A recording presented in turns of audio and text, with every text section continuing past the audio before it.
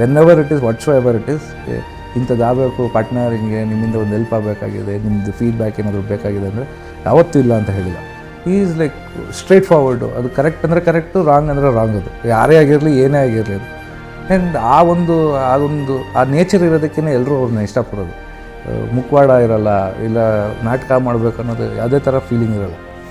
ಏನೇ ಇದ್ರೂ ಅವ್ರಿಗೆ ಬೇಜಾರಾಗಲಿ ಇದು ಒಳ್ಳೆಯದಾಗಿರಲಿ ಸ್ಟ್ರೈಟಾಗಿ ಹೇಳ್ತಾರೆ.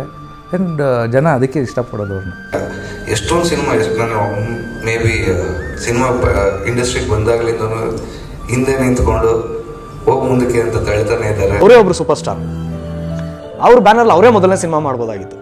ಆದರೆ ಒಂದು ಹೊಸ ಹುಡುಗ ನಮ್ಮ ಬ್ಯಾನರ್ ಮಾಡಲಿ ಅಂತ ಕರೆದು ಒಂದು ಅವಕಾಶ ಕೊಟ್ಟು, ಆಮೇಲೆ ಅವ್ರದ್ದೇ ಕಾರ್ ಕೊಟ್ಟು, ಆಮೇಲೆ ಒಂದು ಸ್ಟಾರ್, ಅವರು ಅವತ್ತು ಸ್ಟಾರ್ ಆಗಿ ಏನೇನು ಟ್ರೀಟ್ಮೆಂಟ್ ತೊಗೊಳ್ತಾರೆ ಎಲ್ಲನೂ ನನಗಿತ್ತು.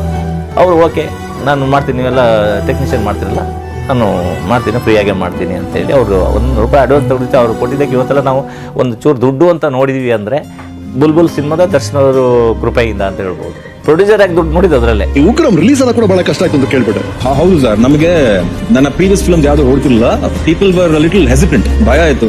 ಮತ್ತೆ ಇದನ್ನ ಹೇಗೆ ತಗೊಳ್ಳೋದು, ದೊಡ್ಡ ಪಿಕ್ಚರ್ ಅಂತ ಇದಾರೆ, ಮಾಡ್ಬೇಕಾ ಬೇಡವಾ, ಗೊಂದಲಗಳಿತ್ತು. ಟೈಮಲ್ಲಿ ನನ್ನ ಡಿಯರ್ ಫ್ರೆಂಡ್ ದರ್ಶನ್ ಅವ್ರು ಸಿಕ್ಕಿದ್ರು sir.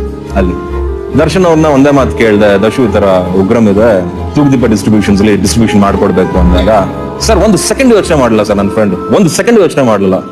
All he said was, ನಿನ್ಗೆ ಯಾಕೆ ಮಗ ನಾನು ಇದೀನಿ, ನಿನ್ಗೆ ಯಾಕೆ ನಾನು ಪ್ರಮೋಟ್ ಮಾಡ್ಕೊಡ್ತೀನಿ, ನಿನ್ಗೆ ಏನ್ ಬೇಕು ನಾನು ರಿಲೀಸ್ ಮಾಡಿಸ್ಕೊಡ್ತೀನಿ ಪಿಕ್ಚರ್ನ ಅನ್ಬಿಟ್ಟು ಅವತ್ತು ಸಪೋರ್ಟ್ ಮಾಡಿ he actually stood by with us for the Ugramm release. I had that love and respect and I like the way he supported me at that time. Darshan sir ಬೆಳಗ್ಗೆ ಬಾ ಮನೆ ತಂದು ಆಶೀರ್ವಾದ ತಗೊಂಬಂದೆ, ತಲೆ ಕೆಡ್ಸ್ಕೊಂಬಿಡು ಹೋಗು ಗೆದ್ದೆ ಅಂತ ತಿಳ್ಕೊಂಡು ಹೇಳಿ ಒಂದು ಮಾತು ಕಳಿಸಿದ್ರು. ಅಲ್ಲಿಂದ ಥಿಯೇಟ್ರಿಗೆ ಬಂದೆ, ಹಂಗೆ ಆಗಿದೆ. ನಾನು ದರ್ಶನ್ ಸರ್ಗೂ ಚಿರಋಣಿ ಆಗಿರ್ತೀನಿ. ನನ್ನ ಸಿನಿಮಾಗೆ ಬಂದು ಆಡಿಯೋ ಲಾಂಚ್ ಮಾಡಿಕೊಟ್ಟಿರ್ಬೋದು, ನನಗೆ ಪ್ರತಿ ಸತಿನೂ ಕರೆದು ಸಜೆಷನ್ಸ್ ಕೊಡ್ತಾ ಇರೋದು, ನಾನು ದರ್ಶನ್ ಸರ್ಗೂ ಯಾವಾಗಲೂ ಚಿರಋಣಿ ಆಗಿರ್ತೀನಿ. ಕೆಲವೊಂದು ಕಷ್ಟಕಾಲದಲ್ಲಿ ಕೈ ಹಿಡಿದವ್ರು ನಮ್ಮನ್ನು ಅವರು. ಯಾಕಂದರೆ ಎಲ್ಲೋ ಮನೆ ಬಿಟ್ಟು ಹೊರಗಡೆ ಬಂದಾಗ ಈ ಮನೆ ಏನು ನೋಡಿದ್ರು ಅವ್ರು ಕೊಟ್ಟಿದ್ದದು. ಸೊ ಆ ಋಣ ತೀರ್ಸೋಕ್ಕಾಗಲ್ಲ. ಹತಾಶನಾಗಿ, ನಿರಾಶನಾಗಿ, ಬೇಜಾರಾಗಿ ನೀವು ಹೇಳೋದಂಗೆ ಸುಸೈಡ್ ಮಾಡ್ಕೊಂಡು ಪ್ರಯತ್ನ ಪಟ್ಟು ಯಾರು ಬಂದ್ರೆ ನನ್ನ ಹತ್ರಕ್ಕೆ ಮನೆಗೆ ಬಂದ್ರ? ಮಿತ್ರನ ಮನೆಗೆ ಗೊತ್ತಿಲ್ವಾ? ಎಲ್ಲ ಪ್ರೋಗ್ರಾಮ್ಗೆ ಮಿತ್ರ ಬೇಕು, ಮಿತ್ರನ ಮನೆಗೆ ಗೊತ್ತಿರಲಿಲ್ವಾ?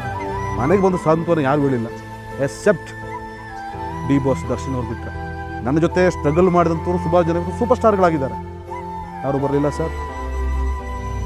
ರಾತ್ರಿ 1 ಗಂಟೆಗೆ ನಾನಿದ್ದೀನಿ, ಡೋಂಟ್ ವೆರಿ, ನೀನು ತಪ್ಪೇನು ಮಾಡಿಲ್ಲ, ಮೆನಿ ಮೋರ್ ಟು ಗೋ, ತುಂಬ ಇದೆ ಮಾಡೋದಕ್ಕೋಸ್ಕರ ನಾನಿದ್ದೀನಿ ನಿಮ್ಮ ಜೊತೆ ಅಂತ ಮಾತಾಡಿದಂಥದ್ದು. ಅವರು ಗೊತ್ತಿಲ್ಲದೇ ಹೆಲ್ಪ್ ಮಾಡೋದು, ಬಲಗೇಲಿ ಕೊಡ್ತಾನೆ, ಬಟ್ ಎಡಗೇಲ್ಗೂ ಗೊತ್ತಾಗ್ತಿರೋ ಥರ ಕೊಡ್ತಾನೆ. ಅವನಿಗೆ ಗೊತ್ತಿರಲ್ಲ, ಮತ್ತೆ ಮರ್ತಿರ್ತಾನೆ. ಇನ್ನೊಂದು 10-15 ನಿಮಿಷಕ್ಕೆ ನಾನು ಮಾಡೋದು ಹೆಲ್ಪು ಅನ್ನೋದು ಆ ಮೈಂಡಲ್ಲಿ ಇಟ್ಕೊಳ್ದೇನೆ ನಿರಾಳವಾಗಿ ಪ್ರೀತಿಯಿಂದ ತುಂಬ ಸಂತೋಷದಿಂದ ಕೊಡ್ತಾರೆ.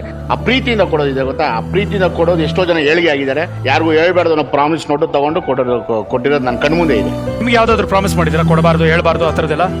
ನಾನು ಹಾಸ್ಪಿಟಲ್ ಅಡ್ಮಿಟ್ ಆಗಿದ್ದಾಗ ನನ್ನ ದಿಂಬು ಕೆಳಗೆ ಹೋಗಿದ್ದ ವ್ಯಕ್ತಿ ನನಗೆ ಸಹಾಯ ಮಾಡಿದಂತ ವ್ಯಕ್ತಿ. ಅವತ್ತು ತುಂಬಾ ಕಷ್ಟದಲ್ಲಿದ್ದಾಗ ನಂಗೆ ಇವತ್ತು ನಾನು ಕೊಟ್ಬಿಡ್ಬೋದು ದುಡ್ಡು, ಬಟ್ ಕೊಟ್ಬಿಟ್ರೆ ನನ್ನ ಋಣ ತೀರಿಸ್ಬಿಡ್ದಂಗ. ಅದು ಇರಲ್ಲ, ಅದು ಯಾವತ್ತಿಗೂ ಇರಲ್ಲ. ಅದು ನಾನು ನೆನ್ಸ್ಕೊಂತ ಒಂದು ಬೆಲೆ ಕೊಡ್ತಾರೆ. ನಾನು ಇವತ್ತು ಮತ್ತೆ ನಾನು ರೀಬಾರ್ತ್ ಆಗಿ ನಾನು ಇಲ್ಲಿದ್ದೀನಿ ಅಂದ್ರೆ ದರ್ಶನ್ ಸರ್ ನಾನು ತುಂಬಾ ಸಪೋರ್ಟ್ ಮಾಡಿ ನನಗೆ ಆಕ್ಚುಲಿ ನಾನು ಹೇಳ್ಕೊಂಬಂದ್ರು ಮಾತಾಡ್ತಿಲ್ಲ. ಬಟ್ ನಿನ್ಗೆ ಇಷ್ಟು ಕಷ್ಟ ಕಾಲದಲ್ಲಿ ಆ ಟೈಮಲ್ಲಿ ನಿನಗೆ ಇಂಡಸ್ಟ್ರಿ ಸಹಾಯ ಮಾಡ್ತಾ? ಯಾರು ನನಗೆ ಸಹಾಯ ಮಾಡಿಲ್ಲ. ನನ್ನ ಸಹಾಯ ಮಾಡಿದರೆ ದರ್ಶನ್, ಅವ್ರು ನಮ್ಮ ಪಾರಕ್ಕೆ ದೇವರು.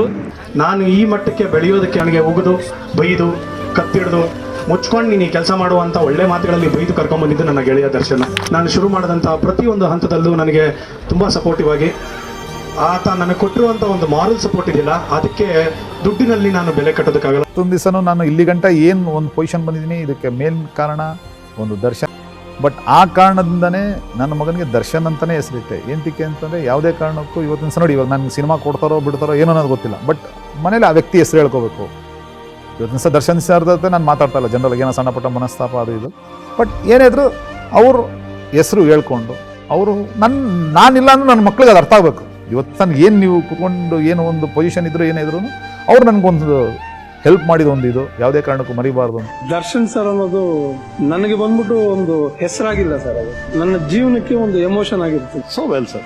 ನಮ್ಮ ತಪ್ಪುಗಳನ್ನೆಲ್ಲ ಹಿಂದೆ ಇಟ್ಬಿಟ್ಟು ಫ್ರಂಟ್ ಅಲ್ಲಿ ನಿಂತು ಲೀಡ್ ಮಾಡೋಂತ ಕ್ಯಾರೆಕ್ಟರ್ ದರ್ಶನ್ ಸರ್. ಅದು ಎಲ್ಲಾರನ್ನು ಕಾಪಾಡಬೇಕು ಅನ್ನೋದು ಒಂದು ಆ ಮನೆಗೆ ಬರ್ದಿಟ್ಟಂಗಿದೆ, ಅದು ತೂಗುದೀಪ ಅನ್ನೋ ಒಂದು ಮನೆಗೆ. ಸೊ ಈ ಸೀಟು ಅವ್ರು ಕೊಟ್ಟಿರೋದೇ ನನಗೆ.